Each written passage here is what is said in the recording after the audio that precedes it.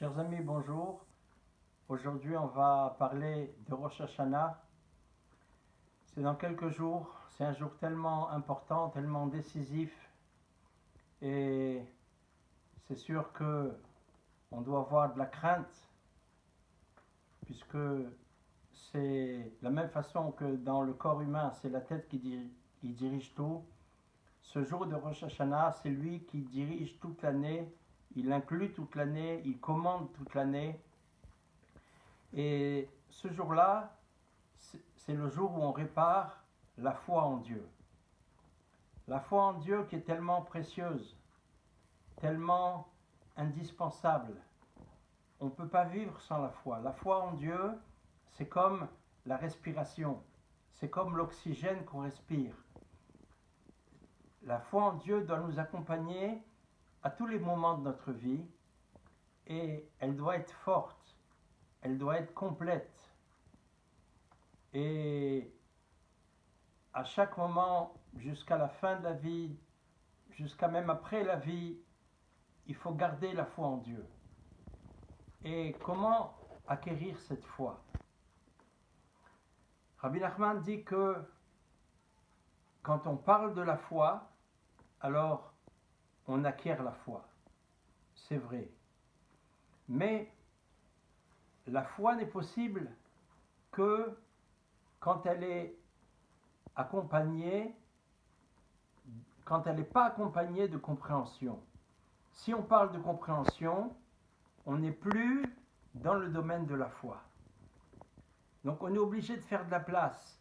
Ce qu'on appelle dans la Chassidoute Breslev moderne, jeter sa tête. Il faut jeter sa tête. Qu'est-ce que ça veut dire jeter sa tête? Ça veut dire je vais mettre mes compréhensions de côté. Je vais mettre mon intelligence de côté. Je vais mettre mon savoir de côté. Je vais faire place à la foi. Parce que si je comprends les choses, alors je ne crois pas. Je ne suis pas croyant. Un croyant, c'est quelqu'un qui ne comprend pas. Il ne comprend pas, alors son attitude, c'est une attitude d'adhésion, de conviction, de croire. Et quand on a une attitude de croire très forte pendant plusieurs années, alors on arrivera par la suite à de vraies compréhensions. Mais on ne peut pas commencer par la compréhension. On commence par la foi. La foi est aveugle. Et David Ameller dit dans un verset des psaumes, l'homme et l'animal, tu vas les sauver. Qu'est-ce que ça veut dire? Qu'est-ce que l'homme a à faire avec l'animal? Et de quel homme on parle? Les sages nous disent, de quel homme parle David Ameller? Il parle d'un homme qui serait intelligent et savant comme Adam Arishon, le premier homme, et qui se considère comme un animal. Ça veut dire quoi? Ça veut dire qu'il fait le vide en lui. Il estime qu'il n'a rien compris, qu'il ne connaît rien. Et cette attitude, elle est absolument indispensable pour acquérir la foi, qui est le but de la vie. Shana approche, il y a des accusations. Il y a des accusations très fortes. Elles viennent du Yetzer Hara, du mauvais penchant, des gens qui ne nous aiment pas, qui nous veulent du mal. Et ces accusations, il ne faut surtout pas répondre. Il ne faut surtout pas argumenter. Rosh Hashanah, on ne fait aucun aveu. On n'avoue pas nos fautes, on se tait. C'est aussi le jour de Rosh Chodesh, le premier jour du mois. Et on est comparé à la lune qui, le premier jour du mois, la lune est cachée. Et elle se cache parce qu'elle a honte. Elle n'a rien à dire. Nous aussi, ce jour de Rosh Hashanah, c'est vrai qu'on a des fautes. C'est vrai qu'on a des choses à nous reprocher. Mais on n'a rien à répondre. On a honte et on n'a rien à répondre.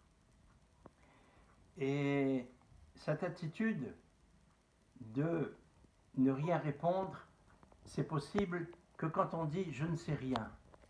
Je ne sais rien, pourquoi, de quoi, j'ai rien à répondre. Qu'avez-vous à dire pour votre défense? Rien.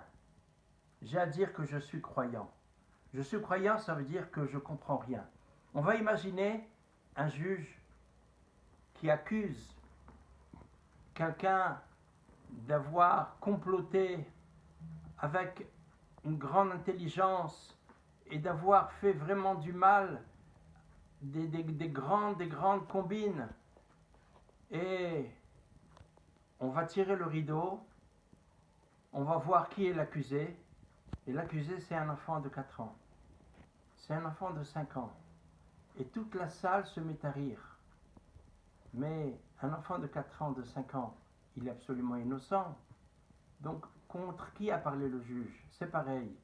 Quand le Yetzer Hara vient avec toutes ces accusations, si nous on dit on sait rien, on est comme un enfant qui sait rien. Non, seulement comme un enfant, on est comme un animal. Une vache, elle sait rien. On ne peut pas l'accuser, on ne peut pas accuser une vache. On ne peut pas accuser un mouton. Nous aussi, on ne peut pas nous accuser, parce qu'on ne sait rien. Et c'est pour ça que on dit que pourquoi Rosh Hashanah, c'est avant Yom Kippour. Rosh Hashanah, c'est le jugement. Yom Kippour, c'est le jour du pardon. On est pardonné de nos fautes, on est lavé, on est blanc. Mais Yom Kippour aurait dû être avant Rosh Hashanah. Comment on se présente dans un jugement alors qu'on n'est pas encore nettoyé de nos fautes? Il aurait fallu, ça aurait dû être l'inverse. On commence par Yom Kippour, on se nettoie de nos fautes, Dieu nous pardonne tout. Et après, il y a un jugement pour l'année. La réponse à ça, c'est que s'il n'y avait pas eu Rosh Hashanah, d'abord, il n'y aurait pas pu avoir Yom Kippour. Parce que Yom Kippour, c'est la fin de la tchouva. Entre Rosh Hashanah et Yom Kippour, il y a 10 jours de tchouva. C'est 10 jours où on doit revenir vers Dieu. On peut revenir vers Dieu que si on est jugé du côté du mérite. Tant qu'on est dans l'accusation, on ne peut pas revenir vers Dieu. Donc Yom Kippour avant Rosh Hashanah, c'était pas possible.